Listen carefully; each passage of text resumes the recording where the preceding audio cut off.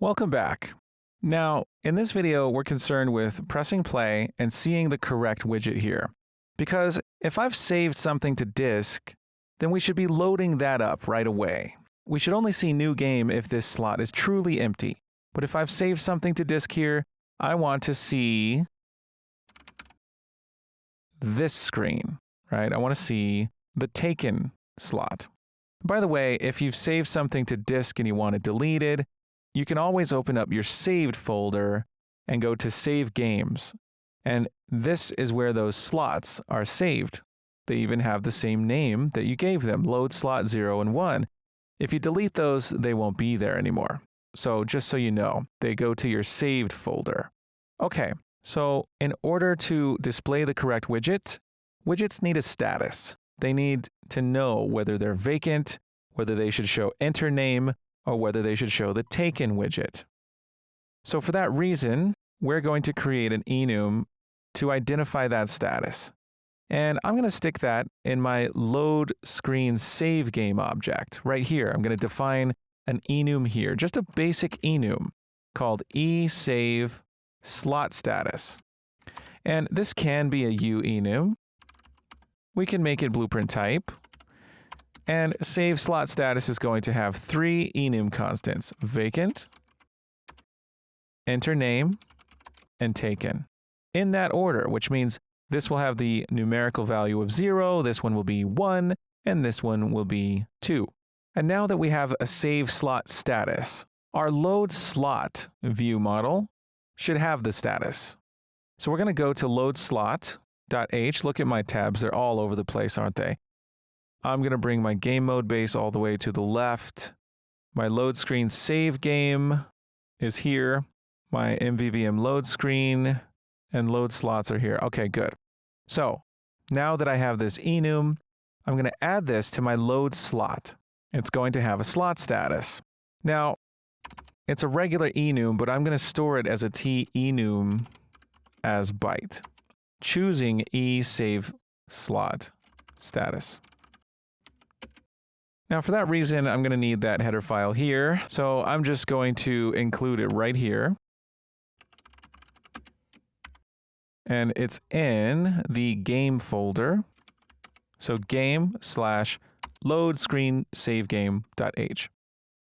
And I'm going to call this variable load slot status. Or we could just call it slot status. That's fine too. And I'm going to make it a U property. So when do we set the slot status? Well, we set it as soon as we know what it is, right? Which means we need to load data. We need to load up from our load screen save game. So I'm going to make a function on MVVM load screen that can load the data and populate all that we need to populate in our widgets and set the properties and the status on our load slot view models. So I'm going to make a void function called load data. We'll go ahead and create a definition, and load data is going to want to load data for each of the pairs in its map. Because remember, it has a map called load slots, mapping integers to MVVM load slots. I'm going to want to loop over this map. So I'm going to say for, I'll do a const t-tuple. I'll just say what it is. It's a t-tuple mapping int32s to umvvm load slot pointers. I'm going to call this pair like I usually do, or you could just call it slot or load slot, doesn't matter. And we're looping over load slots, the map. So what are we going to do? Well, we want to load slot data, and we're keeping track of loading and saving on the game mode. So we're going to go to the game mode or a game mode base, and we're going to make a function we can call to load data. We can call it get save slot data, for example. So let's make that function. So here on the game mode, I'm going to create a function to get save slot data, and I'd like it to return a uLoad screen save game object. We'll go ahead and forward declare it here, and we'll call this get save slot data. And this is going to require two pieces of information, the slot name and the slot index. So we'll pass in a const f string by reference, const reference, called slot name, and an int32 called slot index. And this can be a const function. Let's go ahead and generate this definition, and it's going to load data. So how do we load data?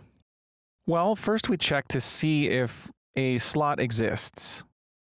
We can use gameplay_statics. Does save game exist? We could check that first with our slot name and our slot index. Now we can check this. This returns a Boolean, so we could check it in an if statement. And if it does exist, we can load it. We can take gameplay_statics and call load game from slot. That's how we can load it. And we specify the slot name and the slot index. Now this returns a uSaveGame, a save game object. So what I'm going to do is create a uSaveGame pointer called saveGameObject and initialize it to a null pointer here. And then set it here in the if statement to saveGameObject. But I'm going to have an else case just in case this save game doesn't yet exist. If it doesn't, we need to create one. In that case, I'm going to take saveGameObject and call uGameplay_statics, create saveGameObject, passing in our class loadScreenSaveGame class. So either way, saveGameObject will have a value, and then we can cast to uLoadScreenSaveGame. So we'll go ahead and cast to that. Casting saveGameObject, and I'll give it a actual variable name, loadScreenSaveGame, and after the cast, we'll return it. And if you want, you can eliminate that intermediate local variable there. Now, this function is going to return a saveGameObject based on a slot name and a slot index. So we can go back to our view model, loadScreen, to load data here. And we can load our data, but we need our game mode, so we're going to say or a game mode base or a game mode.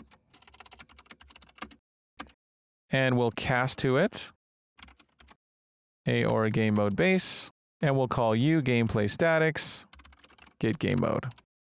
Not game instance, whoops, get game mode. And we have to pass in this as it needs a world context object. And after we have the game mode, we can loop over each of our load slots and we can load in data. We can take or a game mode and call get save slot data, and we can pass in the load slot name, which we can get from our load slot. It's going to be load slot.value load slot name, and then the slot itself is pair.key. Not chaos pair, that was typo. Let's see if, yeah, we got chaos pair on accident there. It's going to be actually load slot. I didn't call it pair, I called it load slot. And key will give me that slot. So this gives me a load screen save game object. So I'm going to store that in a load screen save game called save object. And now that we've loaded the data, we can now set properties on our load slot in our map. So I can take load slot.value and I can call the setter like set player name. I can set that and I can get it from my save game object. So what I'm going to do is make a const f string called player name and get it from my save object player name. And then I'm going to pass that in here, just to show that I'm getting it from the save object and we're calling set player name here. Now that's not the only thing I want to do when I load data. I also want to set the status of this slot. So I'm going to get this load slot.value and I'm going to set its slot status, and I'm going to get that status from the save object because we should save that status. Now, does the save object have a status? Well, if we go to load screen save game.h, We don't. We have the enum defined here, but the save game object doesn't have a status. It should. We should use tenum as byte because that's how we can save enums. So tenum as byte of type eSaveSlotStatus, and we'll call this SaveSlotStatus. And we'll give it a default value. We'll give it vacant, and it gets a U property. And when we save, we should save this slot status as well. So in Aura Game Mode Base, when we save slot data, we know that we're saving data, so the slot status has to be taken. So we can, before we save game to slot, we can take load screen, save game, and set its save slot status to taken. We know it's taken. We're just now saving to it, right? And now back in our load screen in VVM, we can get that status. We can get it right here. We can make a tenum as byte, eSaveSlotStatus. We'll call it SaveSlotStatus. We'll get our save object, SaveSlotStatus. And then we'll take our load slot, since we're loading data, we'll set its slot status to SaveSlotStatus. So now we're setting that slot status as well. Now, as soon as we set the slot status, we can tell that load slot to initialize slot. Why? Because that is where it broadcasts its data. And now it doesn't have to broadcast a hard-coded value anymore. It now has its own slot status. So let's tell it to broadcast that. We're going to take the load slot dot value and tell it to initialize slot. Once it does that, load slot is going to initialize it, and it can broadcast its status. Now, yes, its status is an enum, but that's okay. We can get an integer from an enum. We can say const int32. This will be widget switcher index. And we want the widget switcher index, which is an integer associated with the slot status. We could take slot status, and we can call get value on it. That'll give us the integer value. And what value will it be? Well, let's look at load screen save game. Vacant will be 0, enter name will be 1, taken will be 2. So now that we have widget switcher index, we can broadcast that index based on the status. And our widget switcher will switch widgets based on that status. Brilliant, right? So the question is, when do we load the data?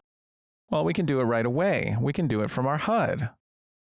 Let's go into our HUD. Let's go to the private UI HUD, load screen HUD. And after we've created our widget, added it to the viewport, called the blueprint initialize widget, after all that, we should take our load screen view model, and we can call load data. And now we should start off showing the correct widget based on its status that we've saved. So just to recap on everything, we start off here. After we've created our widgets, we call load data.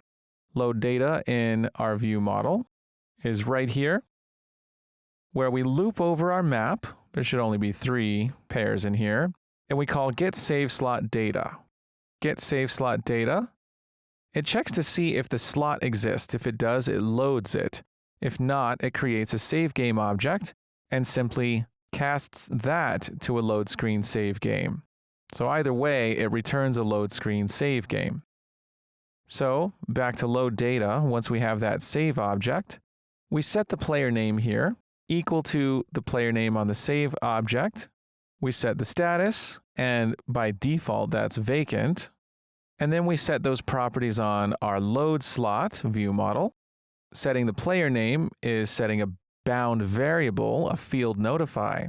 And then we call initialize slot, and that's going to make our load slot view models broadcast this delegate with their widget switcher index, which is based on their slot status. Let's compile, and let's just see what happens when we load into our load menu and after saving data and then loading back in. Let's try it out. Okay, so back into load menu. We'll press play. We'll click new game. And this time we should be saving to disk. So I should type in my name, click new slot. And it looks like I went back to the vacant status. So let's debug this. We'll go to load screen, MVVM load screen. We clicked on new slot. We called set player name on that slot. That worked. We called save slot data for this slot in this index, and then called initialize slot. Now, what we should have done is also updated the status for this. We should have set it to taken at this point. So what we're going to do at this point before saving the slot data is right after setting the player name, we're going to set its status to. So load slots of slot. We're going to set slot status to taken. Okay, let's try that again. I'm going to hit rerun. And we'll go into load menu. We'll press play. And now it's loading in with the correct status. It should be taken. Now it's taken. Now, if we click on select slot, that still isn't functional. But now we can click on new game. We can enter another name. I'm going to enter Druid, click new slot, and now it shows Druid. And if we close and open again, now that one loads up. So testing these things, you're very quickly going to find that you want to clear that data. And that's why I pointed out that you can go into the saved folder and find save games. And there are those slots. And if I go in and save to this slot, I'll just put an X. There it is. Now in my save games, I have all three. And of course, you can just delete them there and come back and they're gone. So now our status is updating correctly. Perfect. Excellent job. This is coming along and not too many steps left until our save and load system is finished. I'll see you soon.